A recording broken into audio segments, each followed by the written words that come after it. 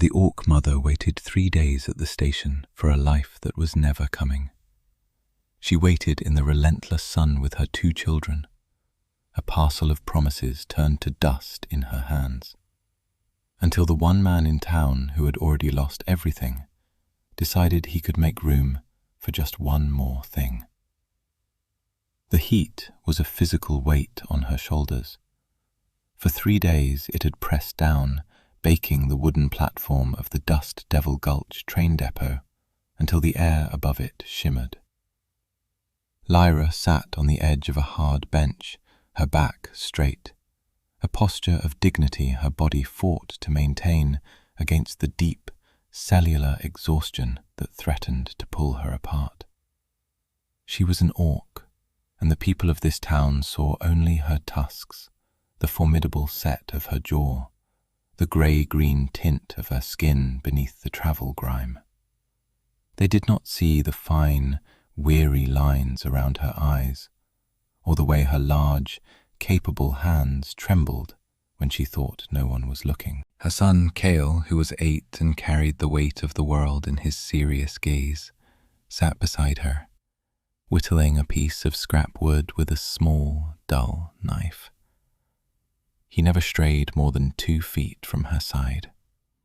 Her daughter, Alara, just 4 years old, was asleep, her small head resting in Lyra's lap, her breath a warm, damp puff against the coarse fabric of her mother's trousers. There were 3 of them, and for 3 days no one had come. The man who had promised work, a small cabin, a new start. He was a ghost, a fiction sold for the last of her coin. Each time the daily train hissed to a stop, a fresh wave of faces would spill out, pale and hopeful, or tired and grim, and a matching wave of townsfolk would be there to meet them. Hugs were exchanged, wagons were loaded, but no one looked for an orc woman and her 2 half-blood children. The station master just scowled and swept around them, his broom raising clouds of ochre dust that settled on their clothes, in their hair, on their spirits. They had a small sack with 2 changes of clothes, a water skin that was nearly empty, and 6 hard biscuits that were now gone. Hope had dwindled with the last crumb. By the way, wherever in the world you're listening from right now, drop it in the comments. I genuinely love seeing how far these stories travel. Okay, where were we? On the evening of the 3rd day, as the sun bled across the horizon and painted the stark buttes in shades of fire and rose, a man approached. He did not hurry. His boots made a slow, rhythmic crunch on the gravel. He was old, human, with skin weathered like cracked leather, and a stark white moustache that seemed to anchor his face. He stopped, a respectful 10 feet away, his shadow stretching long and thin towards them. He wasn't looking at Lyra, not directly. He was watching her son's hands, the careful, inefficient way the boy tried to shape the wood. "That's a stubborn piece of ironwood," the man said. His voice was gravelly, like his footsteps, but quiet. It didn't demand a response. Kale's hands stilled. He looked up, not at the man, but at his mother, his eyes asking a silent question. Lyra gave a nearly imperceptible nod, permission to exist in this man's presence.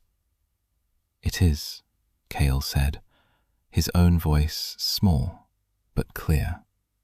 The man grunted softly. He wore a worn duster, faded jeans, and a hat that had seen 100 seasons. He looked like the land itself, sturdy, tired, and enduring. He finally shifted his gaze to Lyra. His eyes were a pale, washed-out blue, and they held no malice. They held nothing at all, it seemed. A deep, settled emptiness. "You've been here 3 days," he stated. It wasn't a question. Lyra's chin lifted. "We are waiting." "The man you're waiting for," the rancher said, his gaze drifting toward the setting sun. "He sold his claim 2 weeks ago. Left town with the morning train the day he got the money." The words landed in the quiet air and hung there, brutal and plain. Lyra had known it, of course. She had felt the truth of it settle in her bones sometime yesterday afternoon, but to hear it spoken aloud gave it a terrible finality. Her whole body felt hollowed out, a fragile shell. She did not let it show in her face. She simply stared ahead at the darkening plains, at the future that had just vanished completely. Elara stirred in her sleep, murmuring something soft and trusting. The sound was a knife in Lyra's heart. The man was silent for a long moment, letting the truth settle. He was Silas. His ranch, the Triple Creek, bordered the edge of town, a sprawling, lonely expanse of land that had been in his family for generations. His house was quiet now, had been for 5 years, ever since Mary was taken by the winter fever. The silence was a living thing, a presence that filled every room. He kept her things just so, her silver belt buckle, the one she won at the state fair for her prize-winning mare, sat polished on the mantelpiece. It was the last thing he touched every night, and the first thing he saw every morning. His life ran on a track of routine. Coffee at dawn, mending fences, tending the small herd, supper alone, staring at the buckle, sleep. He came to town once a week for supplies and never stayed longer than he had to. He had seen the Orc woman on the first day, and the second, and now the third. He had told himself it was not his business. The town had its prejudices, sharp and ugly, and he had his grief. Neither had room for complications. But the sight of the boy, trying so hard to create something from a worthless scrap of wood, had snagged on something inside him. It reminded him of another boy, a long time ago, his own, and the sleeping girl in her mother's lap. Grief was a quiet thing, but it was not blind. He cleared his throat. "The nights get cold out here," he said, his voice still low and even. "There's a norther blowing in." Lyra said nothing. She had nowhere to go. No money, no allies, just shelter, just warmth. Even those were luxuries she could no longer afford. She braced herself for the proposition that would follow, the ugly price men always expected for a moment's kindness. "My wagon's across the way," Silas said, gesturing with his chin. "I need a mender. Roof on my barn needs patching before the rain, and my harnesses are in a sorry state. The pay is fair, room and board included." He paused, his gaze steady. "It's an exchange, not charity." Lyra finally turned to look at him fully. She searched his face for the trick, the lie, the hidden hook. She saw only the deep lines of a life lived hard and the vast, quiet emptiness in his eyes. He wasn't offering kindness. He was offering a transaction, a roof for work, food for labor. This was a language she understood. It was safe, impersonal. "Why?" she asked, her voice raspy from disuse. Silas considered the question. He could have said he was lonely, or that he felt pity, or that it was the right thing to do. But those words were too complicated, too close to a part of himself he kept locked away. So he gave her a simpler truth. "My hands aren't what they used to be," he said, flexing his gnarled, arthritic fingers. "And the work needs doing." It was enough. Lyra looked down at her own hands. They were strong, scarred from work and from fights she hadn't started but had been forced to finish. They could mend. They could build. They could protect. She gently roused Ilara, whose eyes fluttered open, dark and sleepy. "Up, little one," Lyra murmured. Cale had already stood, shoving his piece of wood and his knife into his pocket, his small body tense and ready. He watched Silas with an unnerving adult suspicion. "We accept," Lyra said, her voice formal. Silas just nodded once, turned, and began walking toward the wagon. He didn't offer to carry her bag. He didn't fuss over the children. He treated her like what he'd said she was, a hired hand. And in his detached, practical manner, he gave her the one thing she hadn't felt in 3 days, a sliver of dignity. She gathered her children, her small bag, and followed the old man's shadow into the twilight. The ride to the ranch was silent and cold. A wind was indeed rising from the north, carrying the sharp scent of pine and distant rain. Ilara, wrapped in Lyra's thin cloak, shivered and pressed closer. Cale sat ramrod straight on the wagon bed, his knuckles white where he gripped the wooden side. He was her little sentinel, ever watchful. Lyra held the exhaustion at bay through sheer force of will. She studied the back of the man, Silas. He handled the reins with an easy, familiar competence. He didn't look back, didn't try to make conversation. The rhythm of the horse's hooves and the creak of the wagon wheels were the only sounds. When they arrived, the ranch was a collection of dark, solid shapes against a sky thick with stars. A long, low house, a massive barn, and several smaller outbuildings. A dog barked once, a deep, guttural sound, then fell silent at a quiet word from Silas. He led them not to the main house, but to a small, clean bunkhouse a short distance away. It was one room, with 2 sturdy bunks, a small cast-iron stove, and a wash basin. It was sparse, but it was clean, and the air inside was dry and smelled faintly of cedar. "Stove's lead, there's wood in the box," Silas said from the doorway. "Kitchen's in the main house. Breakfast is at sunrise." He gestured to a pail of water and a covered basket on the small table. "Water, and some bread and cheese." He was about to turn and leave when Ilara, now fully awake and unafraid, slipped past her mother. She walked right up to the old man, stopped at his knees and looked up. "Your moustache is like a snowy owl," she said, her voice bright and clear in the small room. For the first time, a flicker of something disturbed the flat calm of Silas's face. It wasn't quite a smile.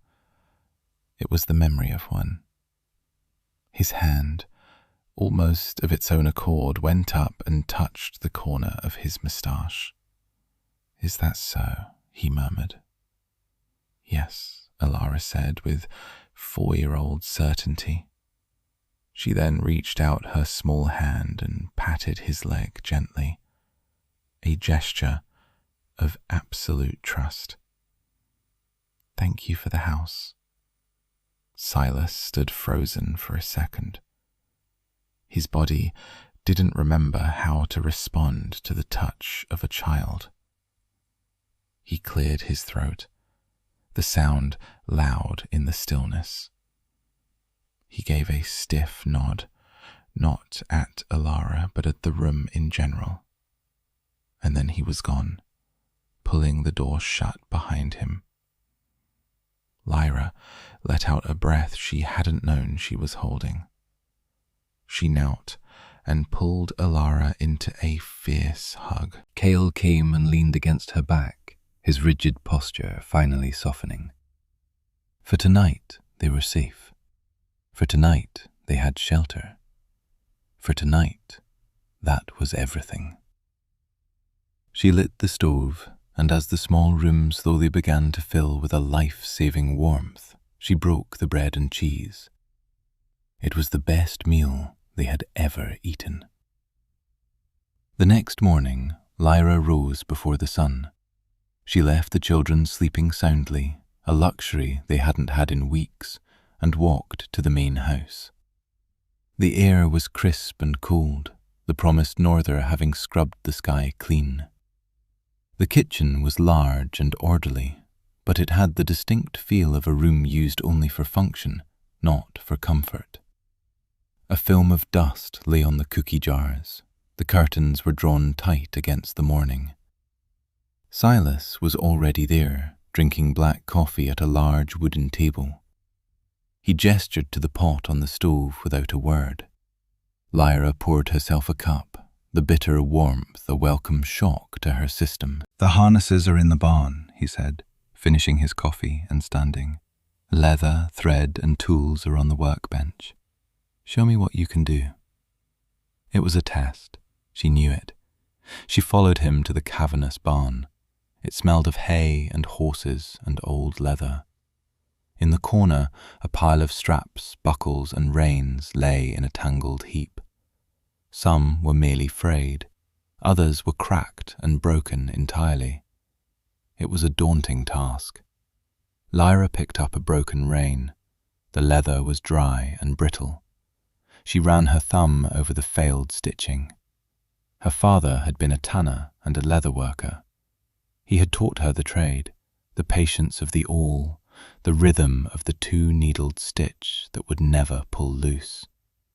Her hands remembered the work even when her mind was crowded with fear. She found the tools Silas had mentioned. They were old, but well cared for. She selected an awl, wax, and a length of heavy linen thread. She took a cutting from a roll of new leather, skived the edges to a fine taper, and set to work. She didn't hurry. The work required a steady, focused calm. Her movements became a meditation, the clean punch of the awl, the pull of the thread, the tight, interlocking saddle stitch that was stronger than the leather it held. Silas watched her for a full 15 minutes. He stood motionless, his arms crossed, his expression unreadable. He saw the economy of her movements, the confidence in her hands. She wasn't just patching, she was restoring. The stitch she was using was an old, difficult one, a mark of true craftsmanship. He had seen it only once before, on a saddle his own father had prized. He thought of the townsfolk, their muttered words about orcs being good for nothing but breaking things. He watched Lyra's hands, strong and sure, creating order from chaos. He left without a word. Lyra didn't notice his departure for some time. She was lost in the work. It felt good to have a purpose, a tangible problem she could solve with her own skill. When she finally looked up, he was gone. but a tray sat on a nearby hay bale. On it was a plate with 2 thick slices of bacon, a piece of cornbread, and a steaming mug of fresh coffee. She worked all day, stopping only to check on the children, who had explored the immediate area around the bunkhouse with Cale's solemn supervision. She found them gathering interesting rocks by the creek bed. They were quiet and self-contained, accustomed to making themselves small and invisible. By late afternoon she had repaired 3 full sets of harnesses. They lay coiled and neat, the new leather shining against the old, the stitching clean and uniform. When Silas returned at dusk, he walked over to the finished work. He picked up a rein, testing the new seam, running his thumb over the stitches. He bent the leather, pulled it, examined it from every angle. Lyra stood by the workbench, her hands stained with dye and wax, and waited for his verdict. She found herself reflexively preparing an apology, a habit learned from years of her husband's brother, Grum, finding fault in everything she did. "This is good work," Silas said, his voice low. He held up the rein. "Master's work." The simple, unadorned praise landed in her with the force of a physical blow. It had been so long since anyone had acknowledged her skill without a caveat, without it being a prelude to a demand. A strange, hot pressure built behind her eyes. "Thank you," she managed to say, her voice tight. And then, for the first time since they had met, Lyra offered him a small, hesitant smile. It was a fragile thing, but it reached her eyes, and for a moment it chased some of the weariness away.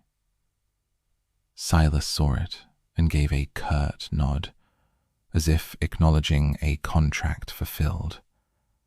But as he walked back to the house, he felt the strangest sensation. The vast, silent emptiness inside him felt a fraction of an inch smaller.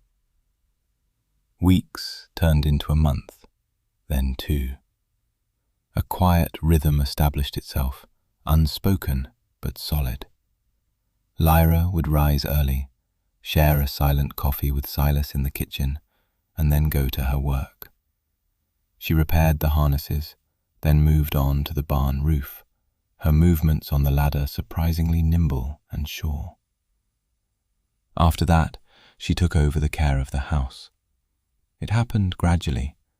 First, she simply washed the dishes left from Silas's solitary meals. Then she began to cook, filling the silent kitchen with the smells of baking bread and savory stew. She opened the curtains, letting the stubborn prairie light spill into the dusty rooms. She scrubbed floors and mended Silas's worn shirts, her stitches small and neat as a line of script. She never asked for permission. She simply saw what needed doing and did it.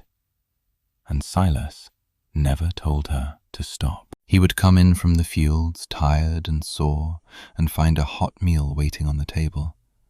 He would find his favorite chair dusted, a clean shirt laid out on his bed. He began to feel like a guest in his own home, but it was not an unwelcome feeling. The house was waking up. The children were the true agents of this transformation. At first, they were like mice, scurrying along the edges of the ranch, their voices hushed. But the land was big, and Silas's silence was not threatening. It was just empty. And children, like nature, abhor a vacuum. Alara's bright, chattering voice began to fill the quiet spaces. She would follow Silas as he did his chores, asking 1,000 questions he rarely answered, but always seemed to hear. She collected chicken feathers and wildflowers and left them in a row on the porch railing for him. Cale remained warier, his loyalty to his mother absolute, but he was drawn to the barn, to the smell of the horses and the order of the tools on the wall. One afternoon, Silas found him trying to carve another piece of wood, his small face tight with frustration. Without a word, Silas took the wood from him, pulled a razor-sharp pocket knife from his pocket, and in 3 swift, elegant movements, carved the rough shape of a hawk. He handed the wood and the knife back to the boy. "Whittle away from your body, not towards it," he said gruffly, "and let the grain of the wood tell you what it wants to be." It was the longest speech Cale had ever heard him make. From that day on, an apprenticeship began. Every afternoon, the boy would sit on a hay bale near wherever Silas was working, and the old man would offer quiet, practical instruction on carving, on tying knots, on reading the sky for weather. A bond was being forged, tough and resilient as the leather Lyra mended. Lyra watched all of this with a guarded heart. This life was better than anything she had dared to hope for. The work was honest, the food was plentiful, and her children were safe. She saw them starting to shed the tense, hunted watchfulness they had worn for so long. She saw colour return to their cheeks. She even heard Cale laugh one day, a real, unrestrained bark of a laugh, when one of the barn cats tried to steal his half-carved wooden bird. The sound was so unexpected, it made her own heart ache with a fierce, protective love. She saw the changes in Silas, too. The rigid set of his shoulders seemed to have eased. He still rarely smiled, but the bleak emptiness in his eyes was sometimes replaced by a look of quiet contemplation. One evening, she came into the main room to find him not staring at the silver buckle on the mantelpiece, but watching Alara as she told a long, rambling story to a row of her feather and stone dolls. He looked not happy, but content. A man who had found a place to rest his gaze. The house was no longer silent. It was filled with the small sounds of a family, the thud of Cale's boots on the porch, Alara's humming, the sizzle of onions in a pan. Lyra found herself humming too sometimes, old orcish lullabies she hadn't dared to sing in years, melodies that felt like a secret, essential part of herself she had been forced to lock away. The notes would rise in her throat without her even realizing it, quiet and wistful. One night, after the children were asleep and a storm was raging outside, she and Silas sat at the kitchen table, nursing cups of hot tea. The wind howled around the corners of the house, but inside it was warm and secure. The easy silence between them had become comfortable, no longer a void, but a shared space. "You never speak of where you came from," Silas said, his voice a low rumble beneath the storm's fury. It was the first personal question he had ever asked her. Lyra's hands tightened around her mug. The past was a heavy cloak she preferred not to wear. But Silas had given her more than just a job. He had given her sanctuary. He had earned a piece of the truth. "My husband is dead," she began, her voice steady. "He was a good man, kind. He was a miner working a claim in the Northern Territories. He saw past this." She gestured to her face, to her tusks. He saw me. Silas just nodded, listening. His clan was not so open-minded, especially his brother, Grum. When my husband died in a cave-in, the clan law said his brother inherited everything. His claim, his tools, his wife and children. She paused, taking a shaky breath.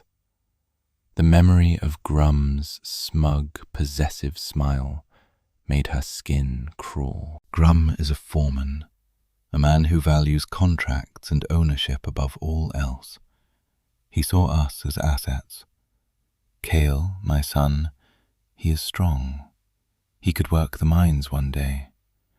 Ilara, she could be married off for a good price to seal an alliance. And me. Her voice dropped to a whisper. I was just part of the property. He tried to enforce his claim. I refused. He was not gentle in his persuasion.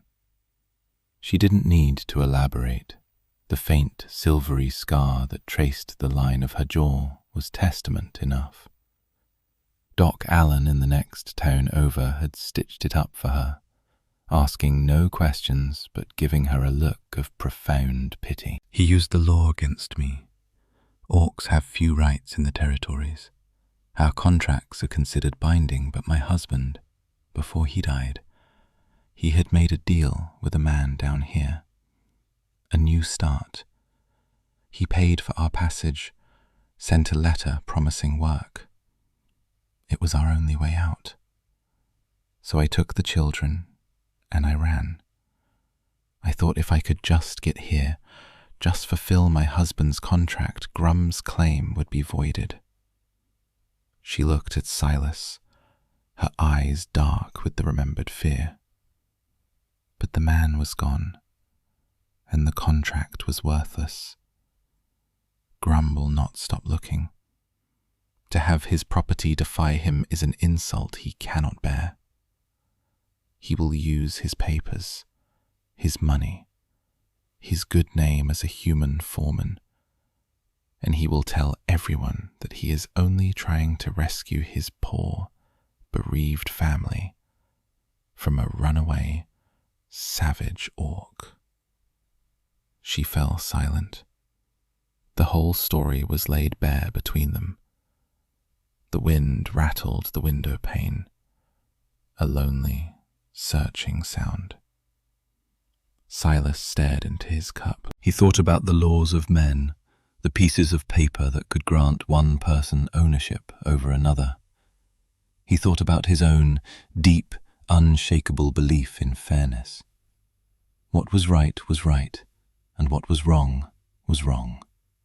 It was the simple creed he had lived by his entire life. A heart doesn't heal by forgetting what it lost, he thought, but by protecting what it has found. He had found a strange, quiet peace in the warmth of this little family. He would not let it be taken. He comes here, Silas said, his voice flat and hard as bedrock. He'll have to deal with me. It wasn't a promise of violence. It was a statement of fact, a line drawn in the dirt. And for the first time, Lyra felt the ground beneath her feet was truly solid. She wasn't just a worker, and he wasn't just a boss. They were something else, something taking root in the quiet soil of this lonely ranch. The threat arrived on a Tuesday under a sky of brilliant, unforgiving blue. A polished black buggy pulled by two high-stepping black horses was an alien sight on the dusty track leading to the Triple Creek Ranch. Lyra was hanging laundry on the line, the familiar scent of lye soap and sun-warmed cotton in the air. The sight of the buggy made the breath catch in her throat. She knew, with a certainty that was cold and absolute, who it was. Foreman Grum was a large man who wore his respectability like a suit of armor. He was dressed in a fine city coat, his boots polished to a mirror shine despite the dust. His face was florid, his voice a booming pronouncement designed to command attention. He did not get out of the buggy immediately. He sat and surveyed the ranch, his lip curled in a faint sneer, as if assessing a piece of livestock. Lyra's first instinct was to run, to grab the children and disappear into the hills. But where would they go? She stood frozen, the clothespins falling from her numb fingers. Cale and Alara, who had been playing by the porch, saw the stranger and immediately fell silent, moving to stand behind their mother, their small hands clutching her trousers. Silas came out of the barn, wiping his hands on a rag. He moved at his usual unhurried pace, but there was a new tension in his shoulders. He walked to the front of the house and stood on the porch, waiting. He didn't stand in front of Lyra. He stood beside where she would be, a subtle but significant placement. Grum finally descended from the buggy. He strode toward the house, a leather portfolio tucked under his arm. He ignored Silas completely, his eyes fixed on Lyra with a look of triumphant ownership.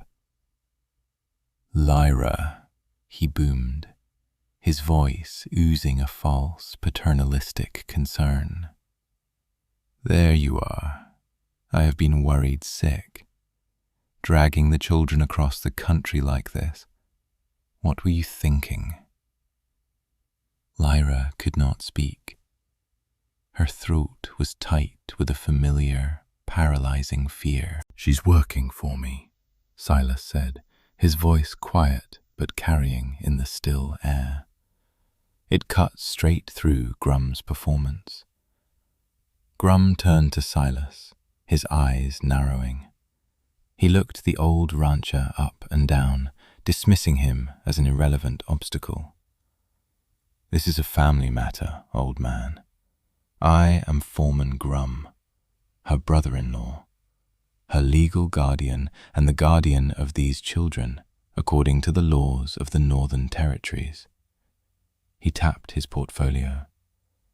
"I have the binding contracts, signed and sealed by the magistrate."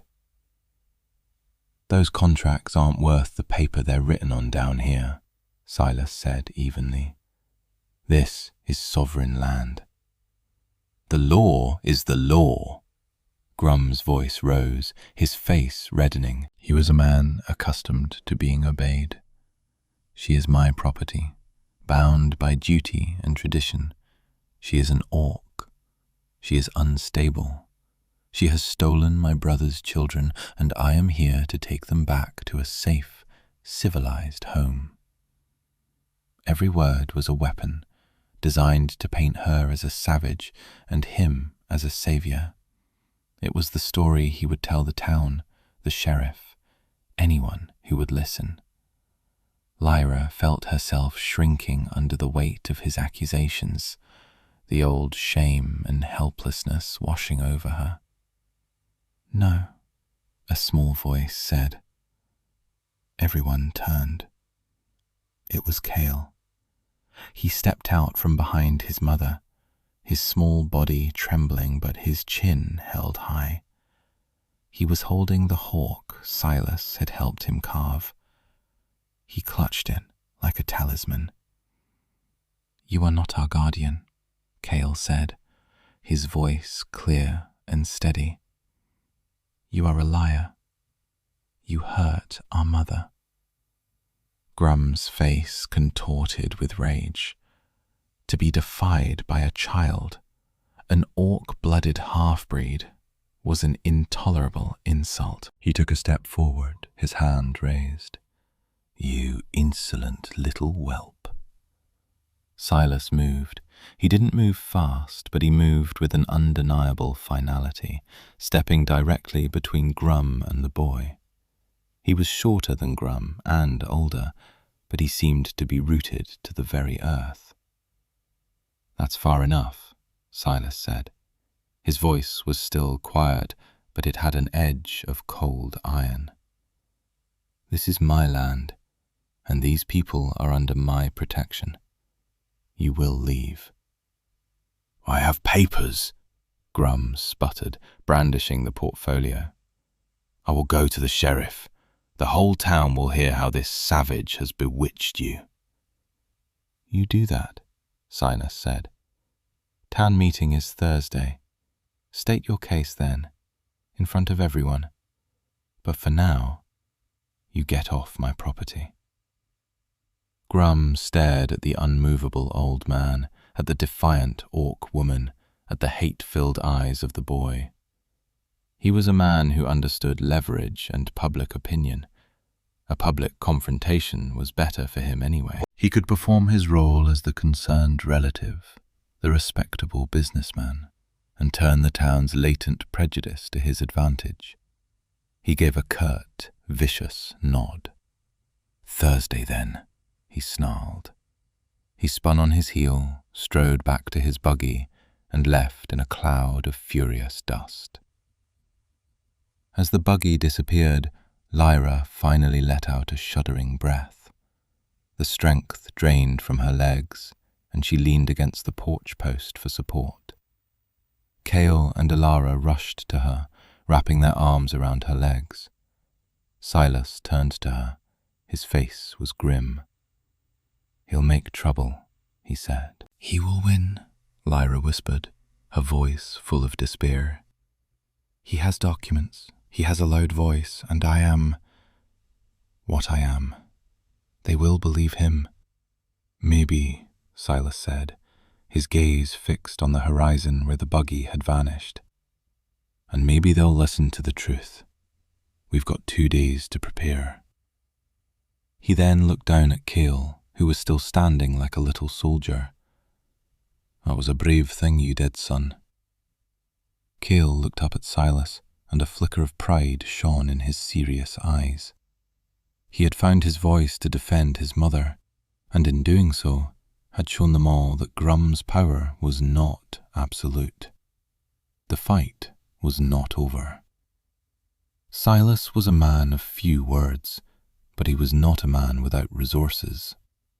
That evening, he hitched up the wagon and rode to the next town over, a place less insular than Dust Devil Gulch. He went to the home of a man named Emery, a retired magistrate he had known for 40 years. Emery was sharp, methodical, and had a deep and abiding contempt for bullies who used the law as a cudgel. Silas laid out the whole story, plain and simple. Emery listened, his fingers steepled, his sharp eyes missing nothing. He looked over the copy of Lyra's husband's work agreement that she had kept, a flimsy, hopeful document she had thought worthless. "The northern contracts are tricky," Emery said, peering at the paper through his spectacles. "They rely on custom as much as code. But this foreman Grum sounds like a blowhard. Blowhards make mistakes. Let him talk. Give him all the rope he wants." The next day, Silas visited Martha, who ran the general store in Dust Devil Gulch. She was a practical, no-nonsense widow who had seen the best and worst of everyone in town. "I've seen that woman and her children," Martha said, weighing a sack of flour. "She comes in here, pays her way, never asks for credit. Kids are polite, don't touch anything. That's more than I can say for most." "Grum will be at the meeting Thursday," Silas said. "He'll be telling a different story." Martha grunted. "There's his story, your story, and the truth. I reckon we'll see which one stands up." She added an extra apple to Silas's bag. "For the little one," she said, and didn't meet his eye. The day of the town meeting, a heavy silence hung over the ranch. Lyra dressed the children in their cleanest, most mended clothes. She braided Alara's hair with painstaking care. Her own hands were cold as ice. She felt as though she were preparing her family for a funeral. Silas said little, but his presence was a steady, grounding force. He put on the clean shirt she had laid out for him, the one with the collar she had so carefully restitched. The town hall was a simple wood frame building, and it was packed. Grum had done his work well, spreading his tale of a kidnapped family and a bewitched old rancher. The faces that turned to watch them enter were a mixture of hostile, curious, and suspicious. Lyra kept her eyes forward, her back straight, her children held tight to her hands. Grum stood at the front of the room, looking confident and righteous. He began to speak, his voice resonating with practiced sincerity. He spoke of his dear departed brother. He spoke of his sacred duty to his family. He held up his sheaf of papers, waving the binding contracts for all to see. He painted a picture of Lyra as a primitive, unstable creature, incapable of caring for her children, who had wickedly fled his benevolent protection. "I am a man of business, a man of the law," he declared, his voice ringing with authority. "I ask only for what is mine by right, to return these poor children to a civilized life away from this unfortunate influence." The crowd murmured. His words were powerful, playing on their deepest prejudices. It looked as if he would have his way. Silas, who had been standing quietly at the back with Lyra, stepped forward. "Lyra has a right to speak," he said. His voice wasn't loud, but it cut through the room. All eyes turned to her. She felt 100 pairs of eyes on her skin, judging her, dismissing her. Her heart hammered against her ribs. She looked at Silas, and he gave her a slow, deliberate nod. Just the truth. She took a breath and walked to the front of the room. She did not stand where Grum had stood. She stood in the center of the floor, a humble, solitary figure. "My name is Lyra," she began, her voice low and tight but clear. "I am not a savage. I am a mother." She did not shout. She did not cry. She spoke plainly. She told them about her husband, about their life together. She told them about Grum's cruelty after his death, not in dramatic detail, but with a few stark facts that landed in the silent room like stones. "He says he wants to protect my children," she said, her gaze sweeping over the faces in the crowd. "When he came to our home to claim us, he sold my son's pony for drinking money. He told my daughter that her father was a fool for marrying an orc." She paused, letting the words sink in. A man who respected his brother would not insult his children. A man who wants to protect a family does not try to break it. A man at the back of the room stood up. It was Doc Allen. "I treated this woman about a year ago," he said, his voice gravelly. "She came through town on her way north, had a jawline fracture and 3 cracked ribs, said she fell. I've been a doctor for 40 years. I know what a fall looks like. This wasn't it." A new murmur went through the crowd, this one different. Doubt was beginning to seed. Then Emery, the retired magistrate, stepped forward. He held the flimsy work agreement Lyra had given him. "Foreman Grum rests his case on the binding contracts of the Northern Territories," Emery said in a calm, academic voice. And he is correct that they are powerful documents. However, they have a key clause rooted in ancient custom. A claim of guardianship is rendered null and void if a prior superseding contract for labour and relocation has been entered into by the head of the household. He held up the paper. This is just such a contract, signed by his brother, promising his family to a new life and new work here. A life away from the clan. A life away from Foreman Grum. Grum's face went from red to purple. That's a worthless scrap. The man he made the deal with is gone. It doesn't matter, Emery said smoothly. The intent is clear. Your brother did not want you to have his family.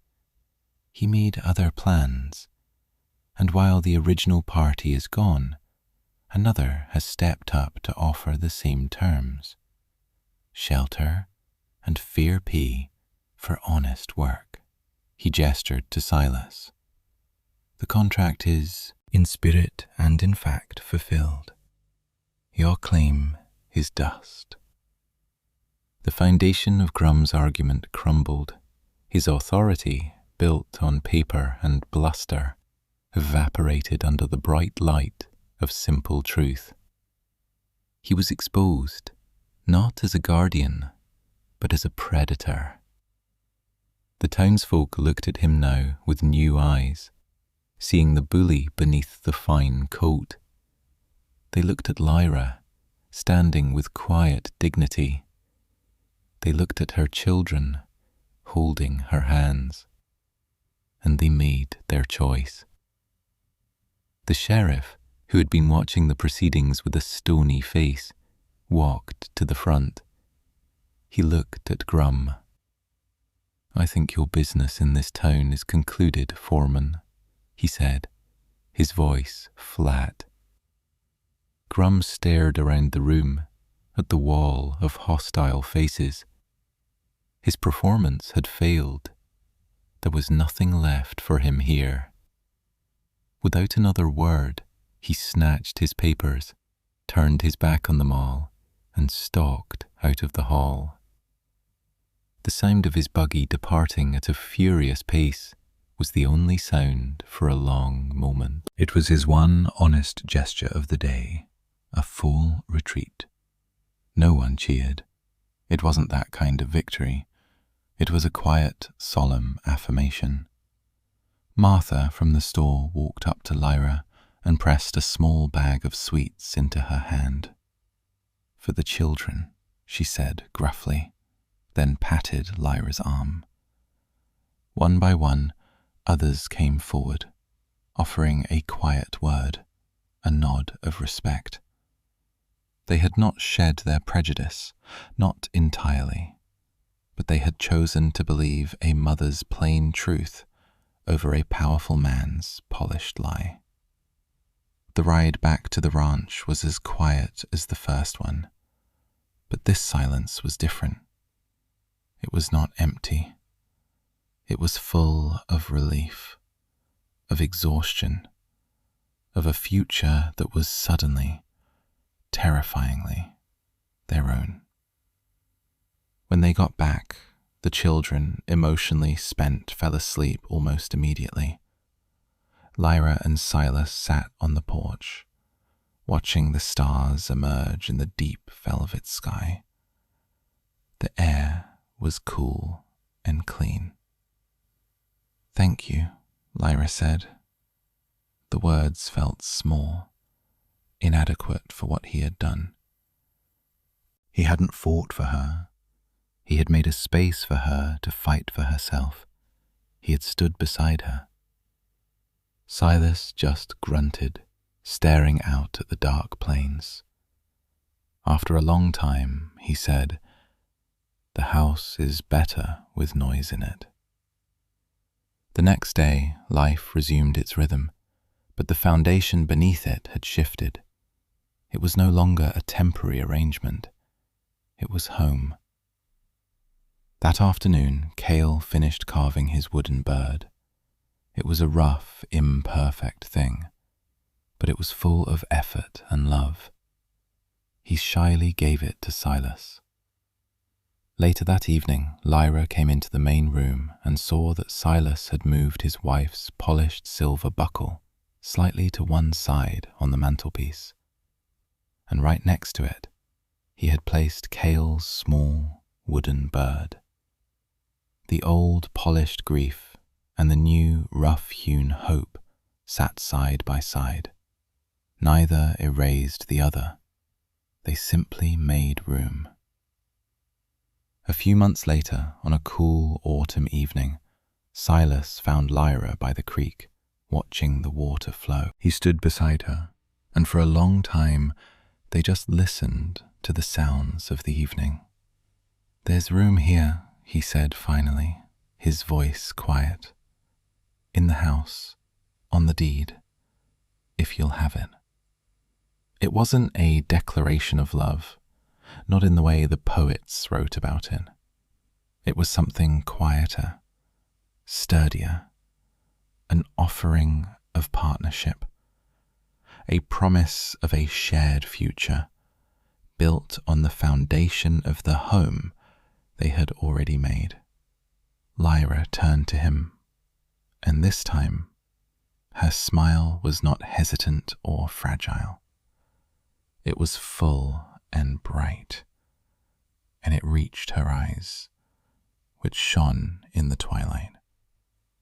"Yes," she said. Their wedding was not an event. It was a quiet visit to the magistrate, with Emery and Martha as witnesses. When they returned, Cale, who had taken to calling him Silas, shook his hand with solemn formality. Alara threw her arms around his neck and gave him a kiss on his bristly cheek. That night, as Lyra tucked her children into their beds in the main house, she began to hum. It was one of the old songs, a deep, resonant, orcish lullaby about finding a safe harbour after a long journey. The melody filled the rooms, a sound of peace, of belonging, of a voice once silenced, finally reclaimed. Silas, sitting in his chair by the fire, heard it and felt the last of the frozen grief in his own heart finally begin to thaw.